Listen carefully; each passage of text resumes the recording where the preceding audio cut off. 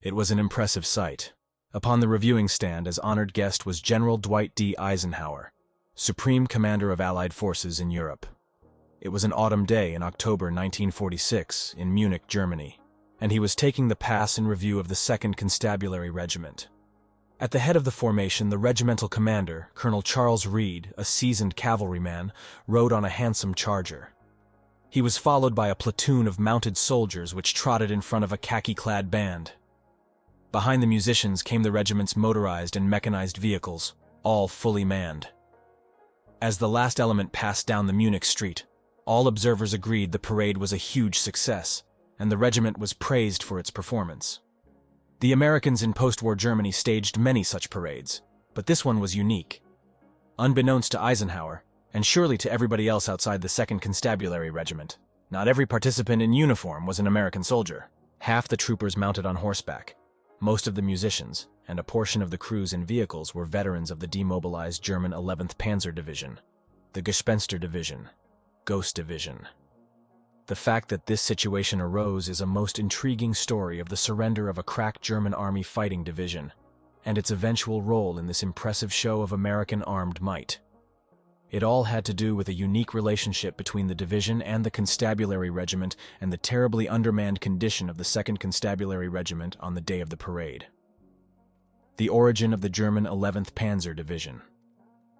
The 11th Panzer Division had originally been organized in August 1940 in the then German province of Silesia, now part of Poland. Elements of the division, the 15th Panzer Regiment and the 11th Rifle Brigade, had previously participated in the Polish campaign of 1939 and the 1940 invasion of France and the Low Countries. The infantry brigade allegedly received the nom de guerre of Ghost Brigade from a British officer when the unit appeared unexpectedly behind Allied lines in Holland during the Germans' May 1940 invasion. In the fall of 1940, as the 11th Panzer was being organized, the new division adopted as a mark of honor the title of Gespenster Division, or Ghost Division. The 11th incorporated an image of a ghost in its symbol used as part of its combat identification markings. From France, the 11th Panzer Division deployed to the Balkans for the 1941 campaign. It then fought in Russia and was heavily engaged in the battles around Stalingrad in 1942. It was cited for distinguished service 3 times in 1943 for action on the Eastern Front. In the summer of 1944, the 11th Panzer Division was stationed in southern France as part of the German 19th Army, charged with resisting any invasion of France from the Mediterranean Sea. When the Americans and French landed on the southern coast of France in August, the 11th Panzer Division fought a rearguard action up the Rhone Valley. As the Western Front stabilized along the German-French border, the 11th did battle well into the autumn of 1944. Coming into contact with 2nd Cavalry. The German 11th Panzer Division first came into contact with elements of the 2nd Constabulary Regiment's predecessor, the 2nd Cavalry Group, in the French province of Lorraine. Then, as the Americans drove into central Germany, the 11th Panzer Division was badly mauled, but still managed to duel effectively with U.S. units, such as the 94th Infantry Division. The German division won the reputation of being a tough but honorable opponent. Finally, unable to stem the overwhelming tide facing it, the 11th Panzer Division withdrew eastward at the beginning of May. Still intact as a fighting organization, the division was located just inside the western border of Czechoslovakia. It is here that the saga of the 11th Panzer Division's surrender began. The commanding general of the 11th Panzer Division was General Lieutenant Major General Wendt von Wietersheim. A tall, handsome man, 45 years of age, an able and experienced commander. He was also a pragmatist. When the division surrendered, however, he was not officially recognized as being in command. On April 15, 1945, a full 2 weeks before the bulk of the 11th Panzer Division surrendered, von Wietersheim was relieved of division command and ordered to Berlin. His new assignment was to command the LI Panzer Corps, a paper organization which was to participate in a last-ditch defense of the German capital. But von Wietersheim never got to Berlin. Wietersheim's hidden agenda ever the realist, the German general had recognized that the end of the war was near, and he had no desire to be in the beleaguered capital at the end, no matter how much duty called. He therefore reported himself sick and unable to assume his new position. At the same time, he remained close to division headquarters, where he was available for consultations with the new commander, General Major, Brigadier General, Freiherr Edgar von Butler, and the 11th Panzer Division staff. There seems to have been no problem with having the popular former commanding general in such close proximity to the division's nerve center. Apparently, it was also part of von Wiedersheim's hidden agenda to seek an appropriate opportunity to achieve an honorable end for the 11th Panzer Division by surrendering it to the Americans. Evidently, he had been contemplating doing so for the whole month before May 2nd, but events intervened and did not allow him the opportunity, racing through the German-Czech border. When von Wiedersheim relinquished command, the division was in the process of withdrawing into the border area of western Czechoslovakia, the Sudetenland. Here the 11th Panzer Division was trying unsuccessfully to slow the swift advance of General George S. Patton, Jr.'s Third Army. As columns of the American 11th Armored Division, backed up by infantry units, raced southeast along the southern German-Czech border, the 11th Panzer Division tried to beat back probes into its positions by supporting U.S. infantry divisions such as the 26th and 90th and the 2nd Cavalry Group.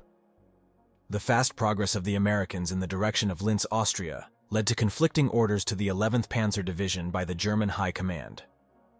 On April 25th, a Kampfgruppe, battle group, consisting of the 111th Panzer Grenadier Regiment and a tank company with combat support and service support elements, was ordered to the Czech town of Domážlice.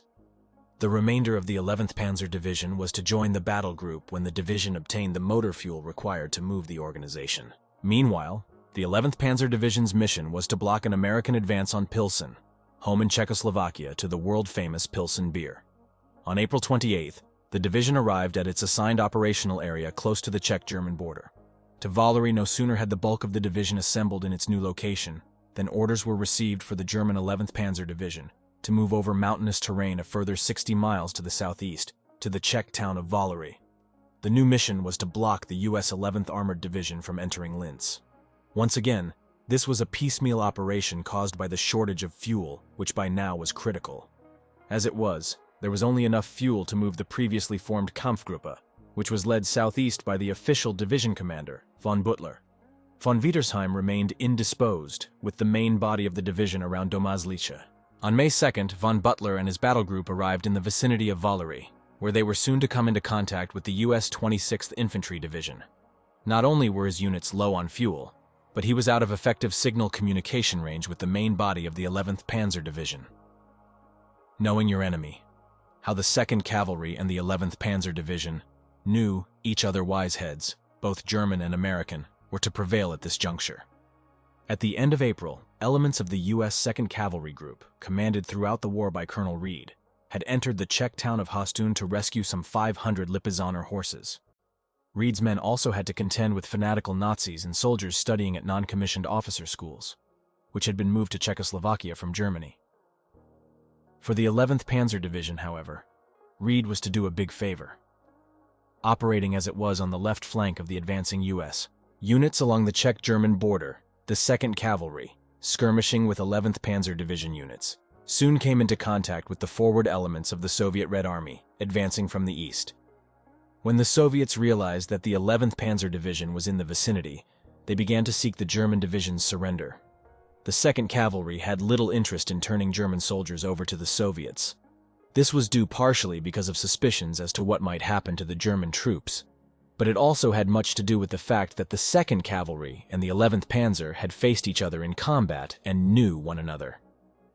During fighting in the French province of Lorraine in 1944, the two adversaries had exchanged seriously wounded soldiers. The 11th Panzer Division was also known to General Patton, who, like Colonel Reed, was an old horse cavalryman. Perhaps Reed, who was no stranger to Patton, shared some of Patton's adverse feeling for the Soviets. In any event, Colonel Reed played an important role in thwarting Soviet attempts to draw the Ghost Division into their clutches. Patton, to the 11th Panzer Division's rescue, Colonel Reed could not have acted without the influence of General Patton, who receives much credit for allowing the German 11th Panzer Division to surrender to the United States Army. Patton was taking a big chance when he allowed the division's capitulation to take place as it did. He had received strict orders not to interfere with the political decisions, which gave the Soviets authority to claim all German forces in Czechoslovakia as their prisoners of war. Nevertheless, he authorized the surrender of the 11th Panzer Division because it was the fairest and bravest of all the German divisions against which he had fought in this war. His decision, however, was also approved by General Omar Bradley, who emphasized that the 11th Panzer Division enter captivity in an orderly manner. So, while Colonel Reed was delaying the Soviets, the German soldiers of the 11th Panzer Division were preparing to surrender to the Americans. That is, most of the German units were getting ready to march into the arms of their adversaries. There was, however, a complication. While much of the 11th was around the town of Domažlice, there was still that element 60 miles away at Villari, and the official division commander was not in Domažlice, but with his Villari battle group, which was in communication with units near Domažlice only by means of motor messenger. Von Wiedersheim again assumes command to negotiate the surrender. Although there was, strictly speaking, no division commander with the bulk of the 11th Panzer Division, General von Wiedersheim was present, even if he was officially supposed to be hospitalized. Having already disobeyed the order to report to Berlin, it would be easy for him to ignore other illogical commands and even to undertake unconventional actions. So, on May 2nd, von Wiedersheim called together all the division's senior officers present in the Domažlice area. He then told them of his intention to open negotiations with the Americans for the surrender of the division. When the majority of the officers agreed to his plans, the Nazi Party members in the command strongly objected. Von Wiedersheim resumed command of the division. Von Butler, on the other hand, while acquiescing to von Wiedersheim's resumption of command and opening negotiations, did not take his own command responsibilities lightly. He felt it necessary to prepare to execute an order to move to Brno. However, von Butler, whose troops now faced the U.S. 26th Infantry Division, was also a pragmatist. He, therefore, was prepared to canvass his men as to their desires once it was known that von Wiedersheim and other key officers had prevailed upon the majority of the division personnel to open talks. The result of von Butler's attempt to ascertain the preference of his troops was not unexpected. They definitely wanted to follow their comrades into the protective arms of the Americans. They also had little interest in continuing combat operations. They wanted honorable terms and not to have to surrender to the Soviets. To accomplish these two objectives, the leaders of the division had to make the right contacts. Political turmoil complicates the surrender. The 2nd Cavalry Group had already been in contact with elements of the 11th Panzer Division. At the same time, fanatical non-commissioned officers in German army schools were engaging in desperate actions. In one instance, a patrol of the 2nd Cavalry was ambushed by a group of these NCOs, and the captured vehicles were used in a ruse to attack a company of the U.S. 90th Infantry Division's 357th Infantry Regiment, advancing into Czechoslovakia. There was no telling what the mood of certain American troops would be when they were approached by Germans seeking to surrender, especially since the word was out concerning the rights which the Soviets had asserted. Indeed, when a German emissary first tried to make contact with the 90th Infantry Division, he was rudely rebuffed. Major John H. Cochran, Jr., operations officer of the 3rd Battalion, 359th Infantry Regiment, recalls that when a German soldier with a white flag of truce approached his unit's position, he was brought to the battalion's command post. The German insisted on being taken to the Chief of Staff of the 90th, which did not sit well with Cochran. Cochran's sensibilities being offended, he asserted, "No German soldier was going to tell me what to do, so I returned him to our perimeter." He was told to return to whence he came. No turning back for the 11th. This was the first message, addressed to no one particular person or entity, carried into the lines of the 359th's 3rd Battalion. It is probable that the previous contact with Colonel Reed's 2nd Cavalry had given hope to von Wiedersheim that such a message would automatically get into the correct hands. It was nonetheless a risky business, and the rejection of the first formal contact to surrender must have been unsettling to the staff of the 11th Panzer Division. Nevertheless, the first steps having been taken, there was now no turning back, especially since the Soviets were pressuring Colonel Reed to be allowed to take the surrender of the Germans. A second attempt to make contact with the Americans, however, was successful. At 7:15 the next morning, May 4th, Technical Sergeant 5th Class Walter Husky of the same U.S. Infantry Battalion's G Company was manning a forward outpost when he spotted 3 German vehicles approaching. These Volkswagens were flying white flags. A tall young major dressed in the black uniform of the German armored troops approached Husky and asked to speak with the U.S. division commander. It was the German 11th Panzer Division logistics officer, a Major Voigtmann, who entered G Company's lines and was taken to the 90th Infantry Division's command post in the German town of Cham, where he delivered the surrender proposal. The persistence of von Wiedersheim and staff paid off. For the 90th Infantry Division, however, this episode was really only a blip in its overall tactical operations. The 12th Corps, the 90th's immediate higher headquarters, had on May 4th ordered the entire division to pull back into a large goose egg around the German town of Wichtach, several miles from the Czech border.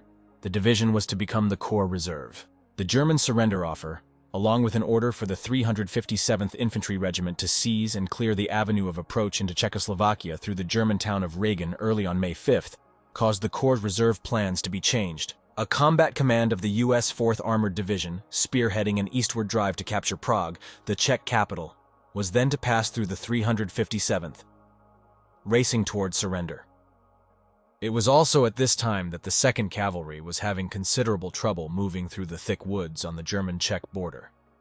Screening the left flank of the 90th, the cavalry encountered resistance which proved to be of great interest to the division it was protecting. On May 5th, German officer candidate school students, the previously mentioned non-commissioned officers, put up stiff resistance, cutting off and wiping out a cavalry platoon, an event which was to result in severe repercussions for the 90th and could have adversely impacted surrender negotiations with the 11th Panzer Division.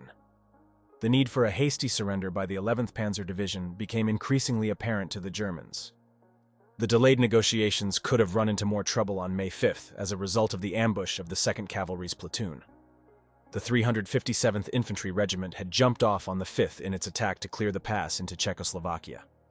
Then, as a platoon of the regiment's I Company was about to enter the small Czech village of Jury, the unit encountered 2 American scout cars, which they took to be manned by 2nd Cavalry troopers. Instead, the 2 M8 scout cars opened fire on the unsuspecting Americans. Other Germans blazed away at the surprised American soldiers, killing 10 and wounding a further 10. The outraged Americans, embittered by this heavy loss so late in the war, closed on Jury, and without artillery support proceeded to wipe out the German resistance in hand-to-hand combat. The German subterfuge cost the enemy 24 dead and 76 taken prisoner. The 2nd Cavalry recovered the 2 M8S and 4 quarter-ton trucks, meeting with 90th Infantry Division. Commander Ernest. Luckily for the 11th Panzer Division, the timing of the surrender negotiations was not affected by the unfortunate incidents of May 5th. General von Wiedersheim got his wish. The 11th Panzer Division, still a cohesive if battered organization, was to march into captivity with its flags flying, albeit white ones, and its head held high. The Americans would stand off and allow their former adversaries to control their own people. When necessary, the 359th Infantry, designated by 90th Infantry Division headquarters to oversee the actual surrender, would lend administrative and logistic support. It soon would be required. But first, General von Wiedersheim would have to meet the 90th Infantry Division commander, Brigadier General Herbert L. Ernest, and formalize the German troops' surrender. The meeting was scheduled to take place at 4 p.m. on May 4th. At the appointed time, negotiations between General von Wiedersheim got underway.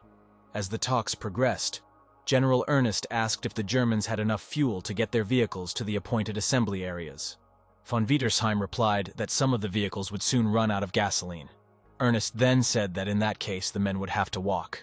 "No," stated the German general with a sad smile. "They're used to hauling each other's vehicles." Levity. In times of difficult negotiations, then occurred one of those moments in history when levity helped to assuage an awkward discussion. Generals Ernest and von Wiedersheim went on to discuss further details of controlling the movement of the German troops into captivity. It was suggested to the German general that since more than 1,000 vehicles would be entering the assembly area at dusk and during the night that the vehicles should use their headlights. One wag who was present was moved to voice a caveat on the use of lights at night by saying to the Germans, "If they, the Germans, are not afraid of the Luftwaffe, German Air Force." This brought laughter from all those present, and it was agreed that lights on it would be. The talks were then soon ended. Colonel Raymond E. Bell, commander of the 90th Infantry Division's 359th Infantry Regiment, who was present at the negotiations, remembered the ending of these surrender conversations. Von Wiedersheim took his pistol out of its holster and handed it across the table to General Ernest, as if he were turning his sword over to his vanquisher. Ernest, however, knew a gallant gesture when he saw one, and reciprocated by removing his pistol from his holster and passing the weapon over to von Wiedersheim. On this note of respect, the formalities of capitulation ended. It was now time for implementation. At 1:30 p.m. on May 4th, the 90th Infantry Division headquarters, in anticipation of the formal surrender, had sent out orders that the 11th Panzer Division assemble in 2 areas. Each one of them was to have a water point established in it. a task to be accomplished by the 204th Engineer Battalion. It was estimated that the 11th Panzer Division would be logistically self-sustaining for 4 days. The division's elements would take 2 routes out of Czechoslovakia, one through the border town of Rittsteig, the other through Vizruby, where the negotiations had taken place. The routes would terminate in 2 assembly areas, designated A and B, one on either side of the German town of Kurzting. The 2nd Battalion of the 359th had responsibility for Area A to the west of Kurzting, while the 3rd Battalion was charged with Area B. 9,050 German POWs.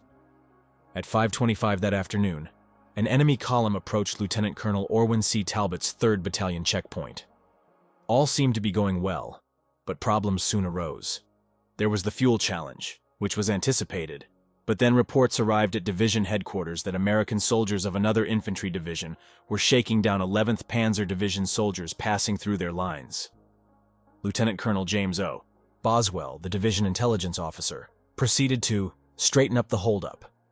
By 11:30 that night, mechanized units of the 11th Panzer Division had closed in on the assembly areas, while at 2:30 next morning dismounted.